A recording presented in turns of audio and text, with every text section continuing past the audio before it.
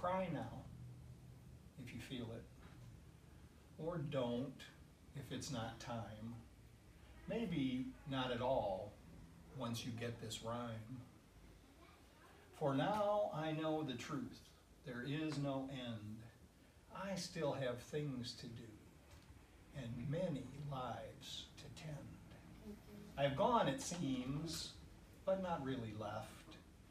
I'm with you always, never leaving you bereft.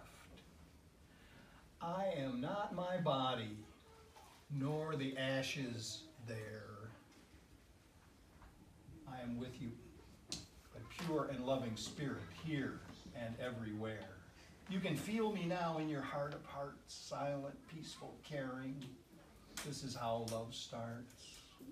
You may see me in the light shining through the trees. You can hear me on the rivers rushing to the seas. You will find me in life's beauty, so wonderful, so fair. I'm in the distant stars, yet you breathe me in the air. And if tomorrow you should miss me, turn to someone close and kiss me.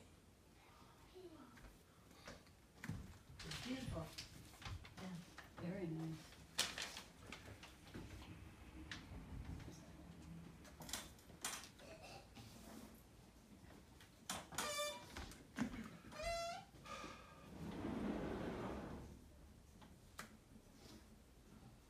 Okay. Anybody need to be put on the prayer list? Valencia. Valencia? Say that again? Valencia? Okay. Nora?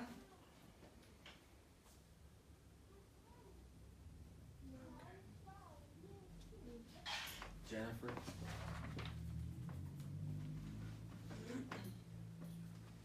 Susan?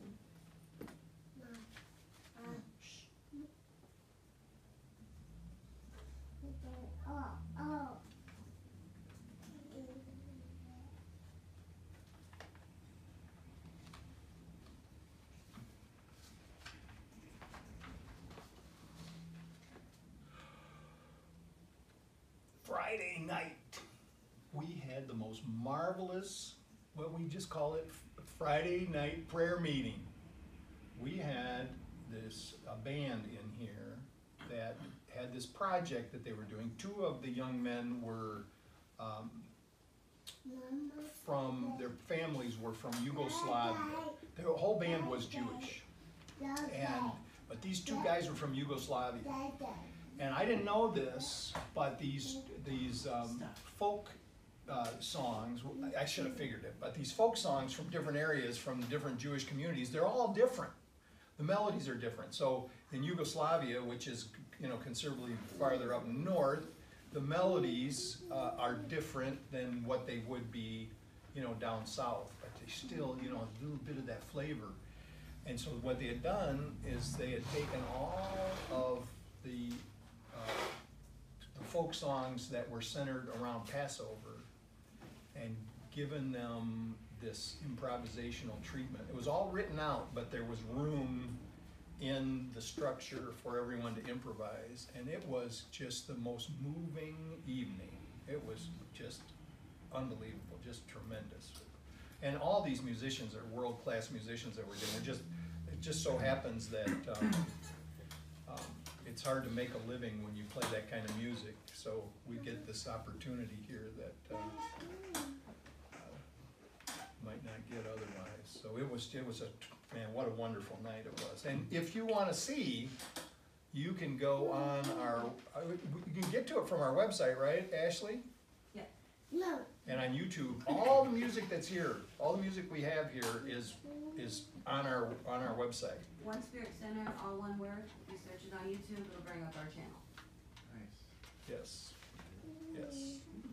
And now, listen, we record it on an iPhone, so you can, There might be more than one video. it's not perfect, but it's, You can catch the gist. but it's a lot better than the old bootlegs that we used to listen to when And Sunday services are on there as well. Yes, all Sunday services are on there too. Yes, yes. Okay. Greg, I invited my cousin's daughter. She is a guitarist for the Beloit Memorial High School Jazz Ensemble, Oh, and they're quite accomplished. They're performing with the Rockford Symphony Orchestra Oh, wow. this winter for Nutcracker, it's a big deal. and I have given them your name. I talked to them yesterday, so they might be coming down. Sweet. Yeah. Terrific, Yeah. terrific. Okay. Send them my way. All right. So let's get quiet. We'll do this meditation. We're gonna be really quiet because the music's off. Do you want-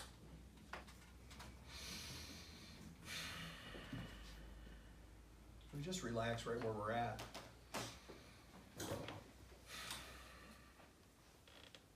Focusing on the breath. Just noticing how it works.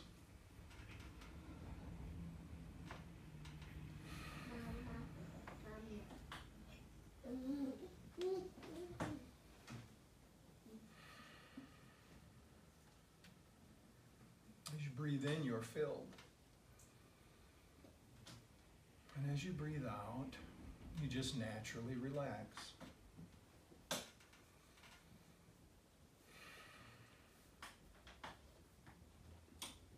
So breathing in, you're filled with life. And breathing out, you relax into love.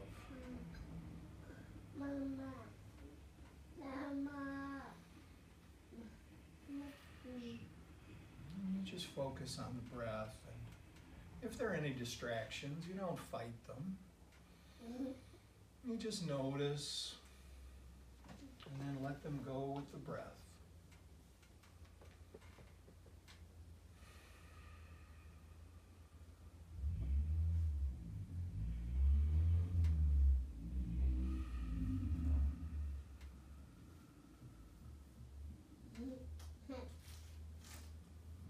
Say to yourself, I am filled.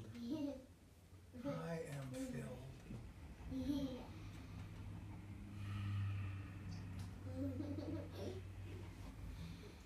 I am empty. And then I am filled.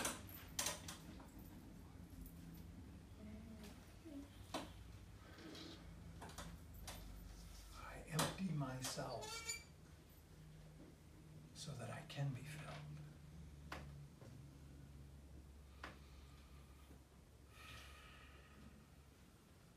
Empty. It's an interesting word. It can mean vacant, unoccupied, uninhabited, deserted. And when applied to an emotional state, this could be negative. Feeling totally deserted, lonely, apart from. We sometimes seek to fill our emptiness with things from the outside. And this, of course, leads to all sorts of other problems. It never seems to accomplish the goal. So let us consider another meaning for emptiness. What if we could empty ourselves of compulsion, obsession, and our sense of self-centeredness?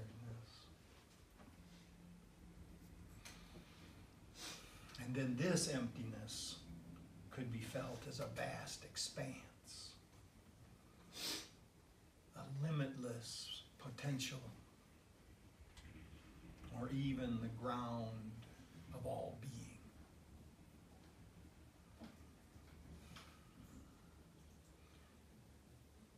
To be empty of self-centered motivations will actually fill us with what will heal all of the feelings of aloneness.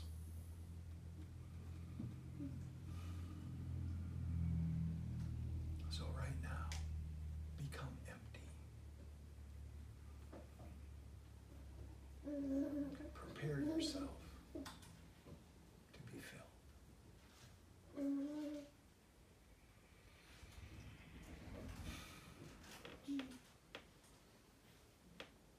we say amen and amen.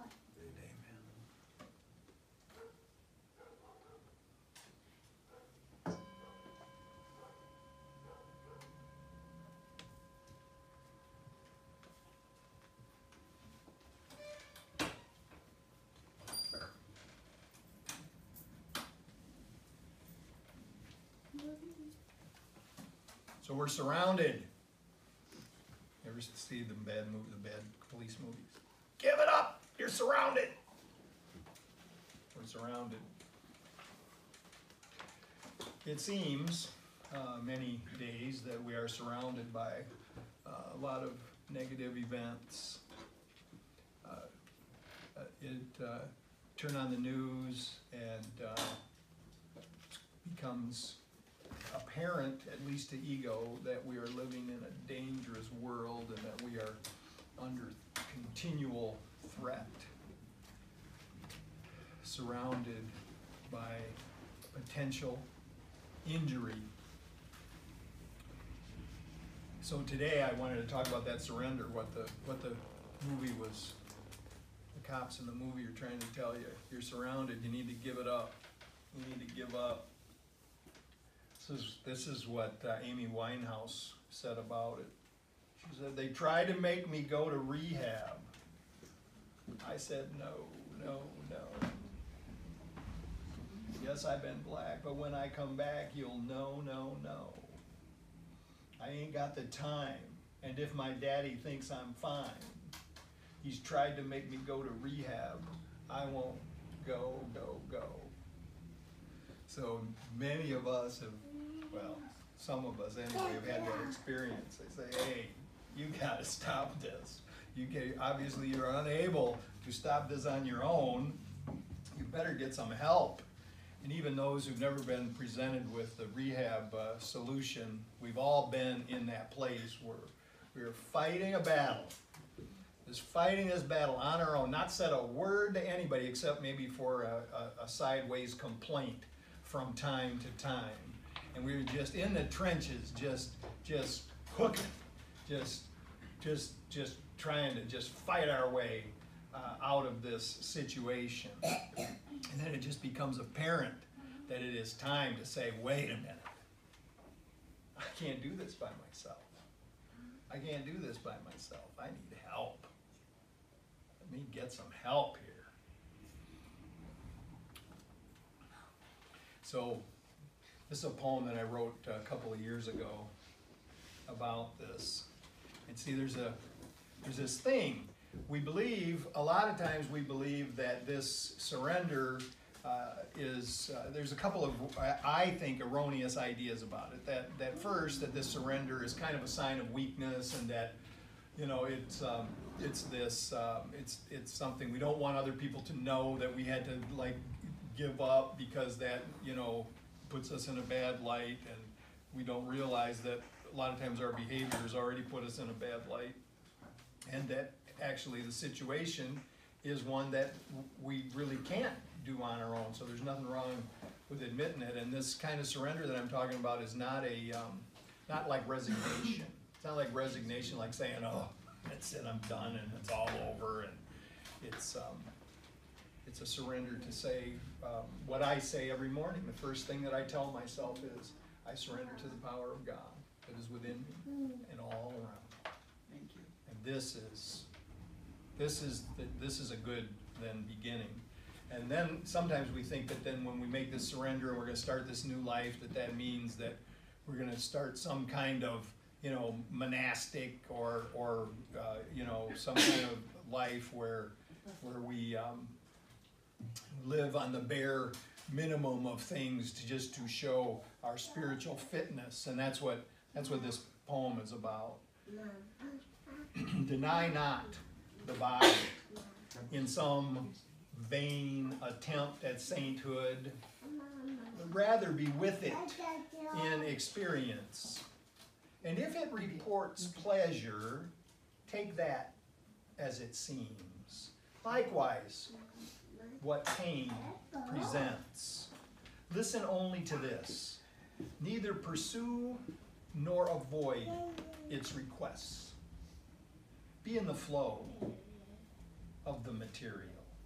Receive it as it comes, trying all the while to observe unattached. And notice if ego's promises are kept.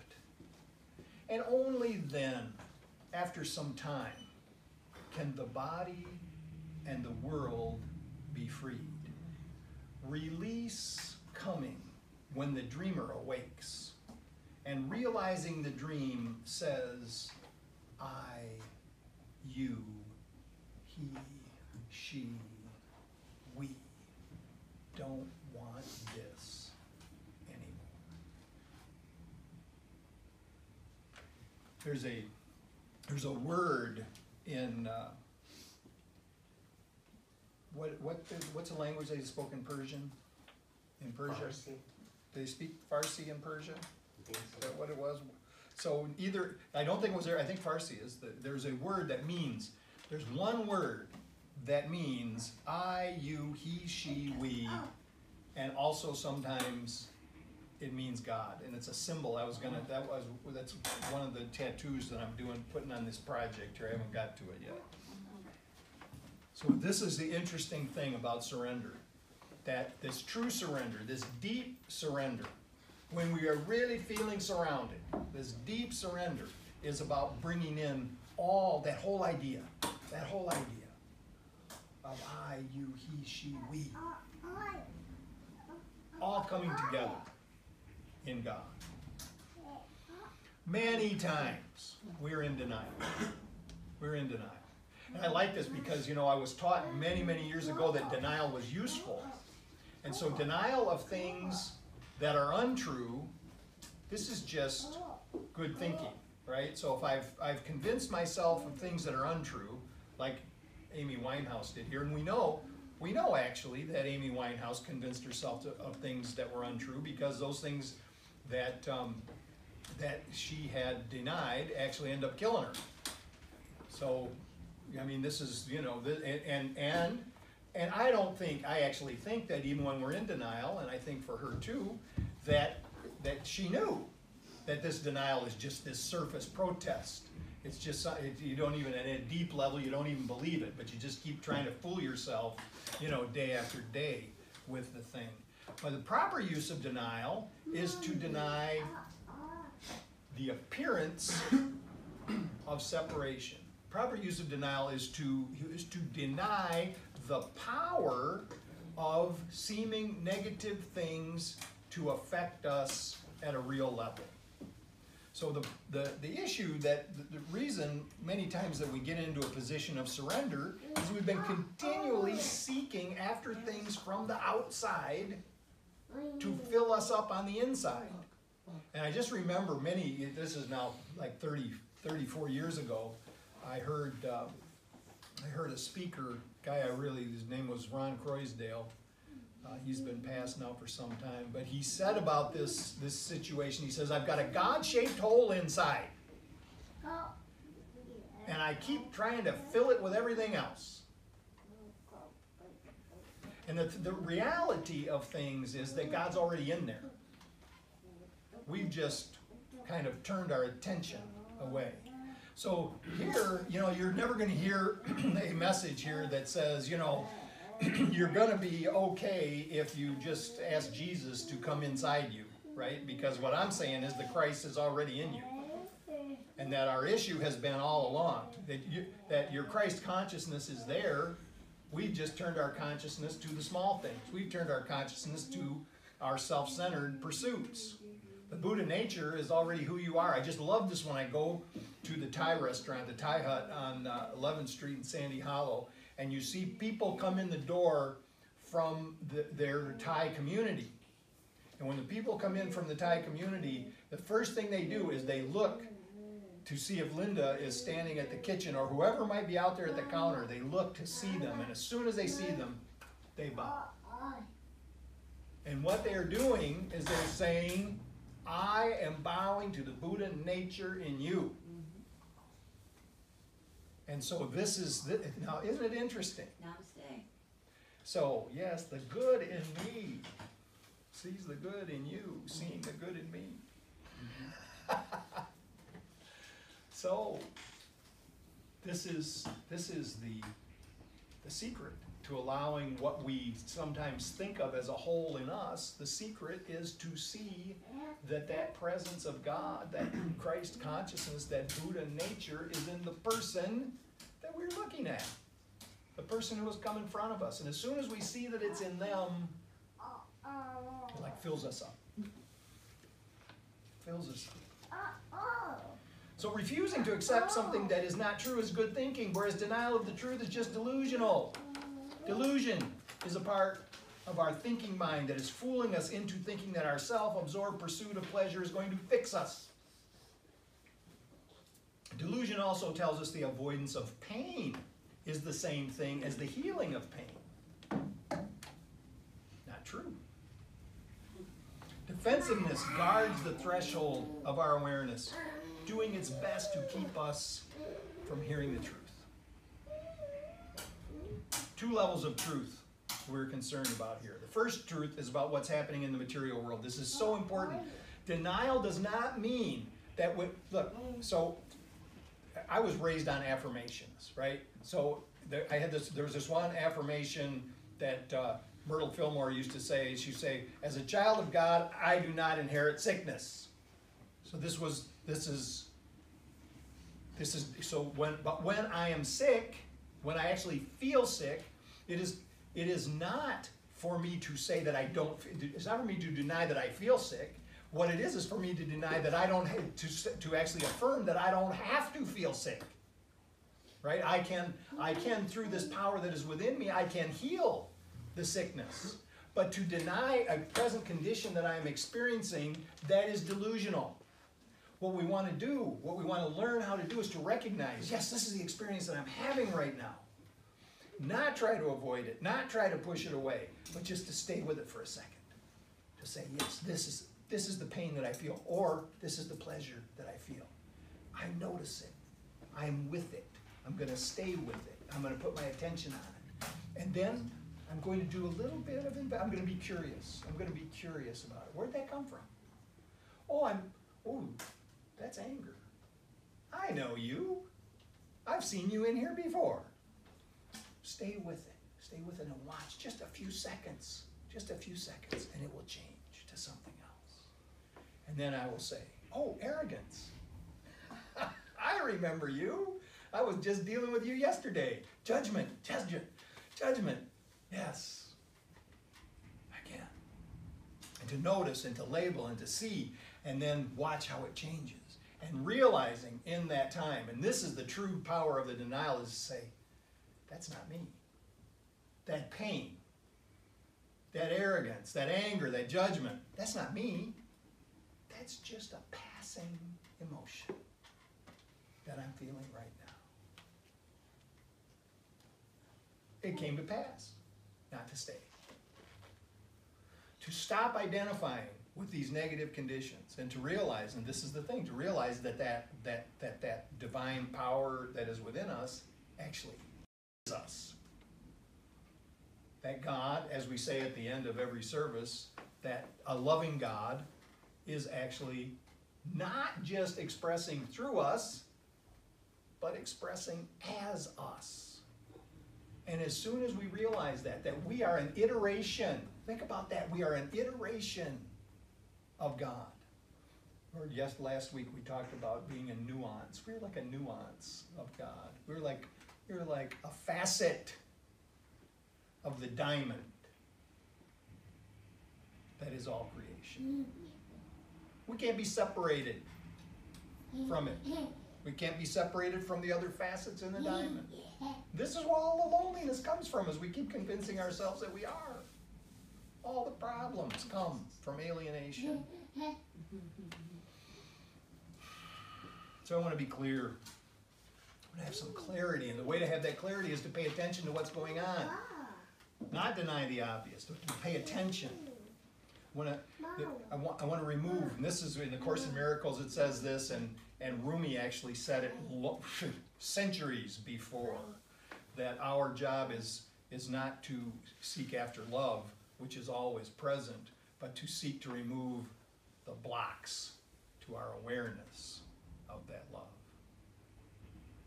So I can't be clear. I can't be in this state of clarity if I allow these things to block my view. My internal view is blocked by excuses, justification, rationalizations, bad judgment. And all of these arise out of the small self, the ego self, the personality, trying to defend itself, and also its escapist tendencies. To see clearly, I've got to be willing to do so. I've got to be willing to say, I am going to let my prejudices go. I am going to be willing to release all of these past experiences that are coloring my present experience. And then we need to surrender. And then we look at the present situation in its own light.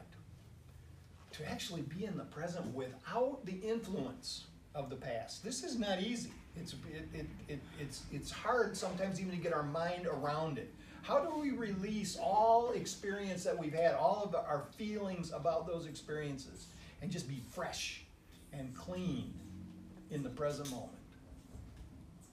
Willingness first. And we ask. The Course in Miracles says, it takes us a little bit, just a little bit of willingness. And Spirit will do the rest. The truth is right in front of us. The small t truth of the material world, if we're paying attention, we'll see what's unfolding out here in front of us. And the larger truth of Spirit. If we can accept the small t without identifying with it, just accept that it's happening, but it's not us. I don't own it. It's not me. It's just something that I'm seeing right now. It's just something I'm experiencing right now. If we do that, if we can accept what we view in the world just as it's a present experience, what will happen then is we will be able to see the larger truth clearly. When we let go of untrue things that we have been telling ourselves, we move forward with clarity. We then become the blank page.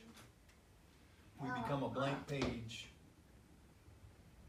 for the divine hand to write upon.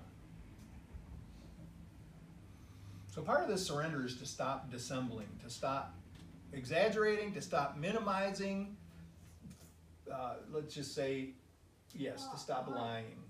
So it's this honesty. And I remember so clearly, this was like a big topic of conversation. I think it still is about this idea of honesty. And it's so, it really does have a lot of levels. And we always heard about this cash register kind of honesty, where we wouldn't blatantly just steal stuff, right? And this is the instruction, the Buddhist instruction, is to not take that which is not freely given. So we'll make this, part of this surrender is to make this commitment, I'm gonna just stop stealing stuff. And then it starts to get a little bit nuanced. We say, oh yes, of course, you're not gonna go in your mother's purse and take stuff, right? Or I remember our friend Tommy saying that when he was on a run once, he got into his wife's purse and he took all of her money, and then when she said her money was missing, he tried to help her find it.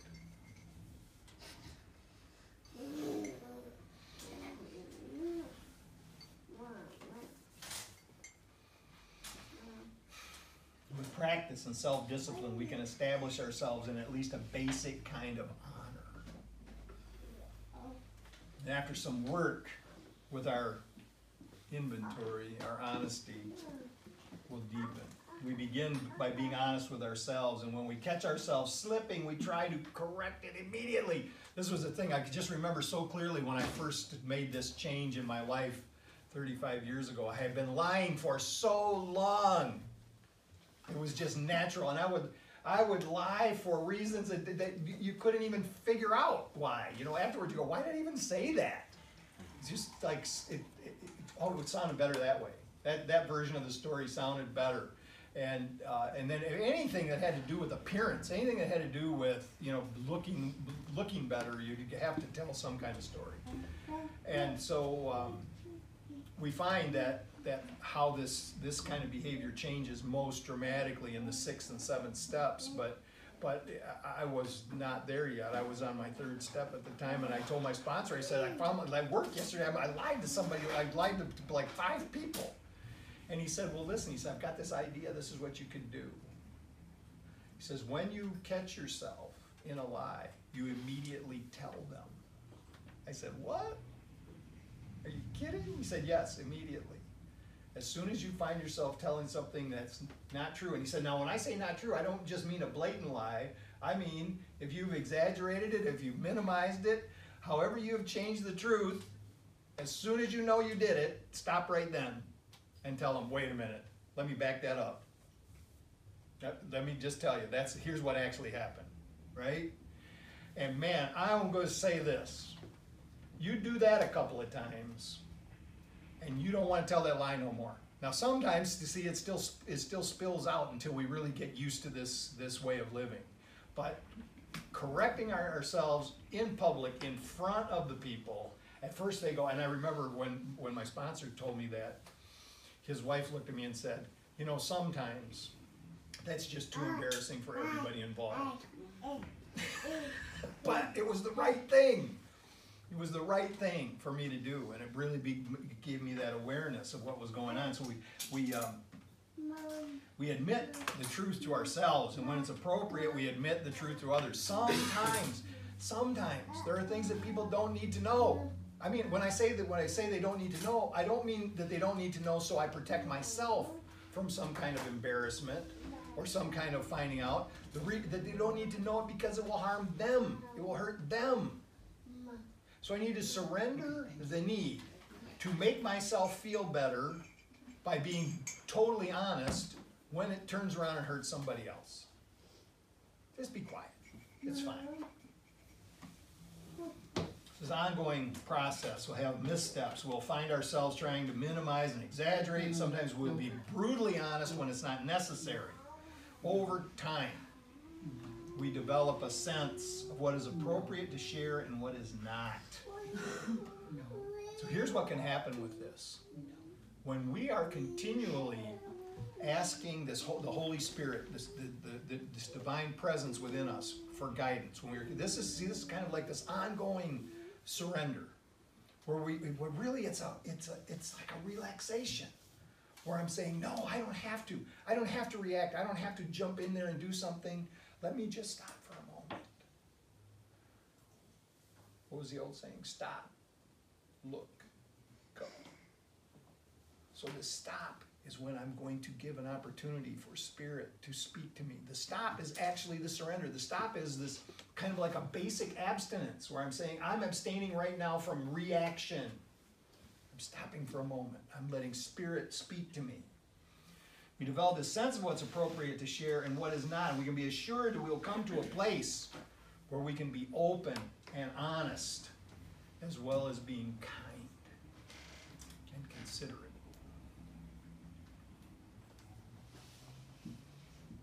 One more. Stop fighting. I remember reading this many years ago. It said, surrender means not having to fight anymore. So, when I first read it, I was still thinking about this in terms of, well, you gotta fight. You just gotta fight. You gotta be in it. But it wasn't saying that you don't have to try. It wasn't saying that surrender means you don't have to endeavor. It just said, stop fighting. So, previously we may have thought we had to fight to just keep going. This is not the case. Fighting just adds to the suffering. Sometimes it seems as if we are caught in the quicksands of life. And like real quicksand, the more we struggle, the faster we sink. Did you know that? This is how it actually works. We are told that if we, on the off chance that we're actually caught in quicksand, that we should immediately try to get into a horizontal and prone position where we can float on the surface and even swim to the edge. I had no idea. Probably never gonna happen to you. I mean, literally it's not gonna happen to you. Figuratively, it's happening all the time.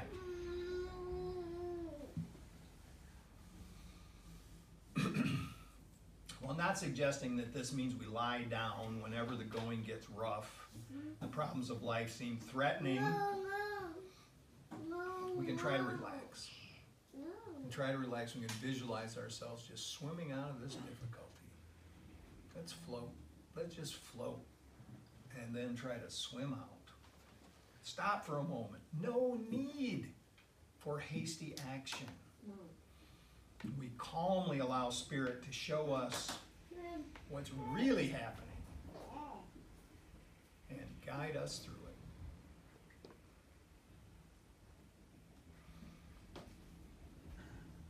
That's enough.